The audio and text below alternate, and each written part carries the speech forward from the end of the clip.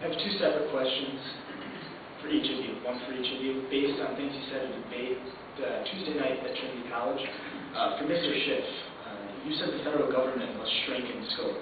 What specific agencies, you already talked about energy, talked about other ones, departments and specific regulations should cease to exist? Oh, we don't have enough time to mention maybe I should mention the few that should stay. But, you know, we need to return the federal government to its constitutional sign. And, you know, the Constitution clearly defines a very limited role for the federal government. Now, you wouldn't know that by all the things the federal government has gotten its nose into. But the Constitution is very short. I mean, I know Rob Simmons has a copy in his vest pocket, and there's an Article 1, Section 8, that says what the Congress should do. So I want to abolish all the things that they're not supposed to do. But the bottom line is we can't afford all this government. The government is spending almost $4 trillion a year. And if you think that's how much the government should spend, then you better be prepared for a 60% tax increase across the board, because that's what it takes to pay for it. Right now, the government is spending $1.60 for every dollar it collects in taxes. So unless you want a huge tax increase, we need to slash government spending. And I prefer to do the latter. So I want to abolish entire departments and agencies. I want to cut government spending almost across the board. I mean, I think that the most important function of the federal government is national defense. I think that should be the biggest part of the budget, but I'd cut that, because I think we're spending too much money and calling it defense. But it's actually pork, and what it's really doing is contributing to our lack of security, because it's bringing our nation deeper into debt. And our financial position, that debt is the greatest national security threat that we face. And what I'm going to do here, if it's two separate questions, Mr. Simmons, I'll give you 30 seconds to respond to that, and then I will give Mr. Schiff 30 seconds after your question. Right. Let me pick up one comment that Peter made that reflects my point of view, and that's across-the-board cuts. I can tell you from experience, it's very difficult to get rid of an agency. That's very hard to do. But it's much easier to get rid of a program within the agency or do across-the-board cuts to shrink the agency. And that is a very reasonable thing to do. The Congress has power of the purse.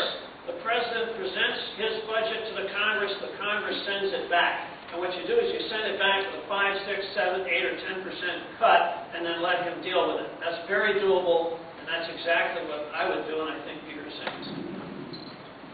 Mr. Simmons, you're on point with what the question was for you. And it was that you proposed across-the-board cuts in federal government defense spending. And I want to know what exactly that means. What percent you think is appropriate right now for decreasing all federal agencies? And are there any agencies or departments, including defense, that would be exempt?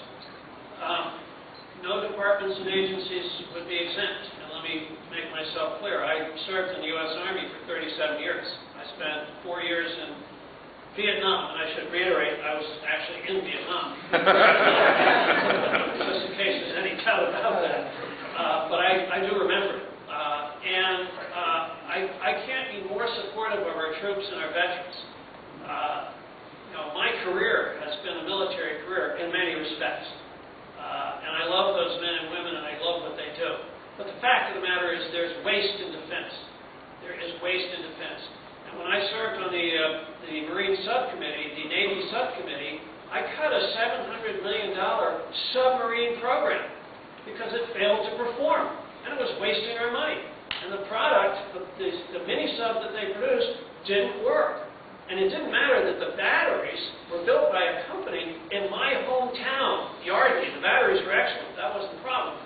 I cut the program because it wasn't working and it was wasting our money.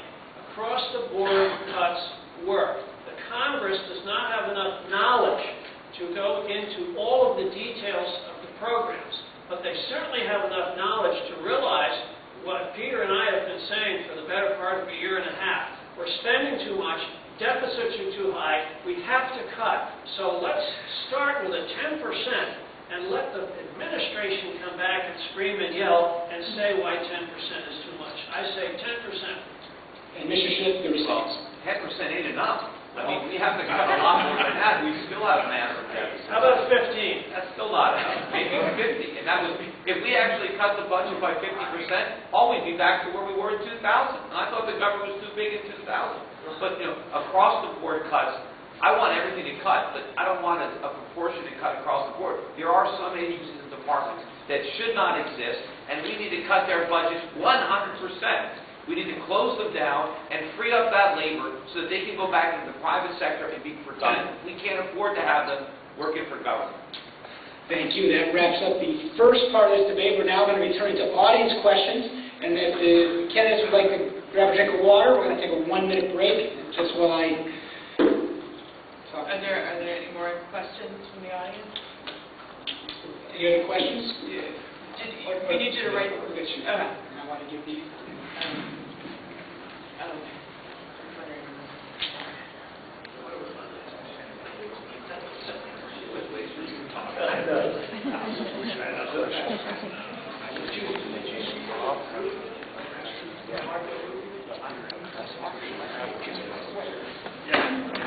Ask me, Ms. Stewart, and it's directed to Mr. Simmons.